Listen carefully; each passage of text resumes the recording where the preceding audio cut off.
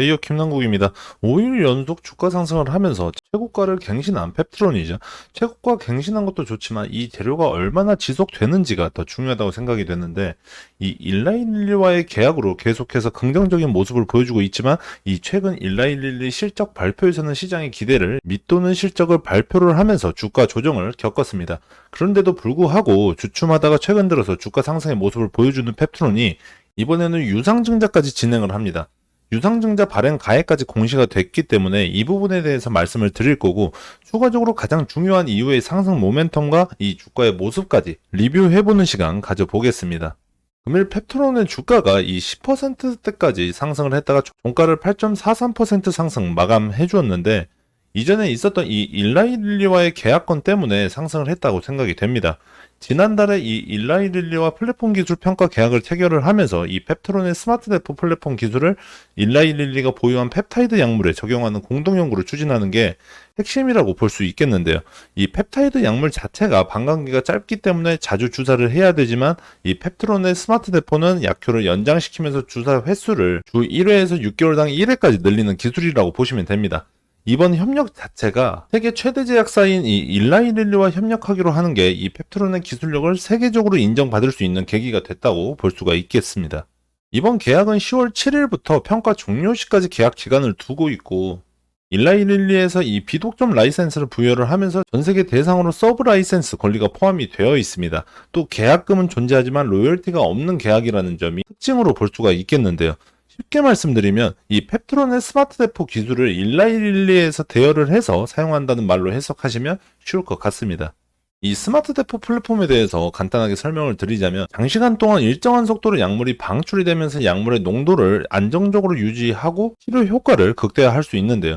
약물 투여 빈도가 줄어들기 때문에 환자에게는 복약 편의성을 높이고 특히나 자가 투여가 어려운 약물에서 유용하게 적용을 할 수 있습니다.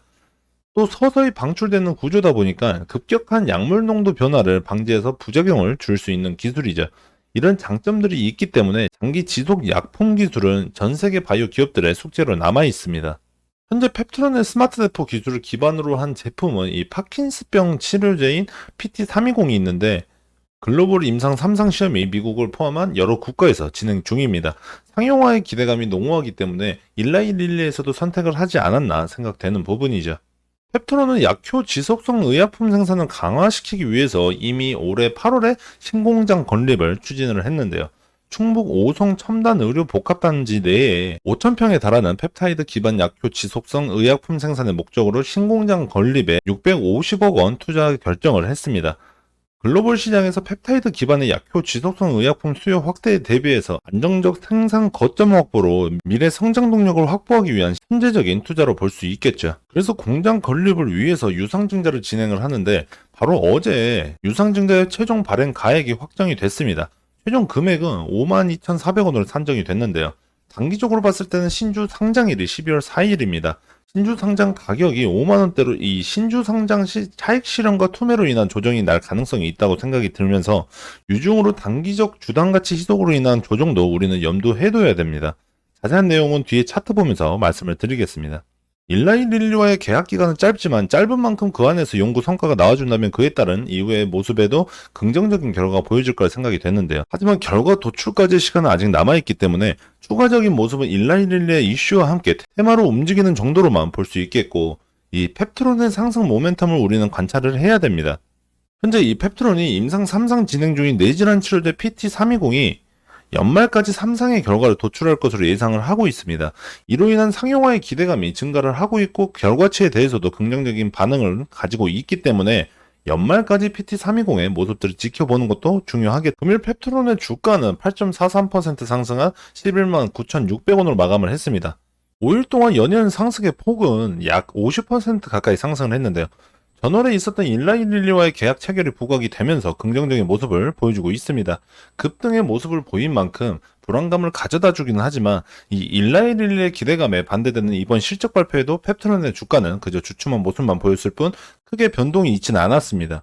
그렇다면 이 기술에 대한 기대감이 더 큰 힘을 보여주면서 상승의 모습을 보여줬다고 생각이 되는데요.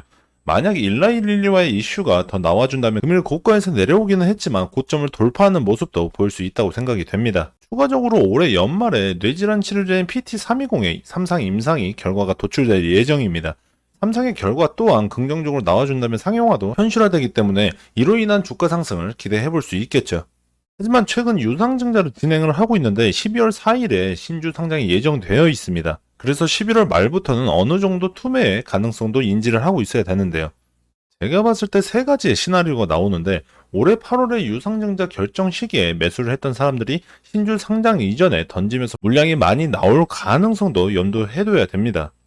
첫 번째 시나리오는 현재 위치에서 유지를 하다가 조정이 나오면 상황에 따라 달라지겠지만 정고점 라인과 이전 저항 라인까지 조정이 나올 수 있다는 점 인지를 해주시고 저항 라인까지도 이탈하는 모습이 보여진다면 추세 하단부까지도 열어두고 봐야 될 것 같습니다. 그 이후에 앞에서 말씀드렸던 임상 3상 결과가 긍정적으로 나온다면 다시 반등의 기회가 올 수 있고 두 번째 시나리오는 임상 결과가 먼저 나오면서 상승의 모습이 먼저 나온다면 이 신고점 돌파하고 조정의 모습이 나오는 모습도 볼 수 있겠죠. 마지막 시나리오는 투매와 임상 결과가 동시에 나오면서 큰 변동 없이 위치를 어느 정도 유지해주는 모습들도 예상을 해볼 수 있겠습니다. 해당 내용은 제 개인적인 견해다 보니까 참고용으로만 사용을 해주시고 금일 영상은 여기서 마무리하도록 하겠습니다. 대여배 김남국이었습니다.